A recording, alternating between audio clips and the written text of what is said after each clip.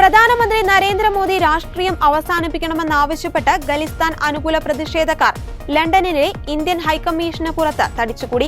പ്രകടനത്തിൽ ഒരു കൂട്ടം പ്രതിഷേധക്കാർ മോദി രാഷ്ട്രീയത്തെ ഇല്ലാതാക്കുക എന്ന മുദ്രാവാക്യം മുഴക്കിയിരുന്നു. പ്രതിഷേധക്കാരുടെ വീഡിയോ ഇപ്പോൾ സോഷ്യൽ മീഡിയയിൽ വൈറലാണ്. ഇന്ത്യയിൽ നിന്ന് വേർപെടുത്തി സിഖ് മതത്തിലുള്ളവർക്ക് സ്വതന്ത്രമായൊരു രാജ്യമാണ് ഖലിസ്ഥാൻവാദികൾ ആവശ്യപ്പെടുന്നത്.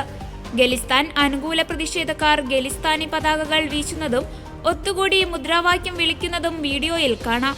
പ്രതിഷേധം നടക്കുന്ന പ്രദേശത്ത് ഹൈക്കമ്മീഷൻ സുരക്ഷ വർദ്ധിപ്പിച്ചു. അതേസമയം ഹൈക്കമ്മീഷൻ ഇതുവരെ ഔദ്യോഗികമായി പ്രതികരിച്ചിട്ടില്ല.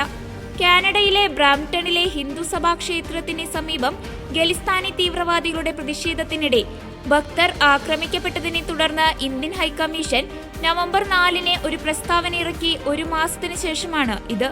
നേരത്തെ ഇന്ത്യയിലേക്കുള്ള വിമാനയാത്രക്കാർക്ക് അധിക സ്ക്രീനിംഗ് ഏർപ്പെടുത്തി ദിവസങ്ങൾക്ക് ശേഷം തീരുമാനം പിൻവലിച്ച് കാനഡ.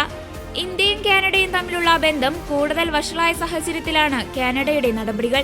അതേസമയം താൽക്കാലികമായി ഏർപ്പെടുത്തിയ അധിക സുരക്ഷാ സ്ക്രീനിംഗ് നടപടികൾ യാത്രക്കാർക്ക് കാലതാമസമുണ്ടാക്കുന്നുവെന്ന് കാനഡയിലെ ഗതാഗത മന്ത്രി അനിത ആനന്ദ് തിങ്കളാഴ്ച പറഞ്ഞു.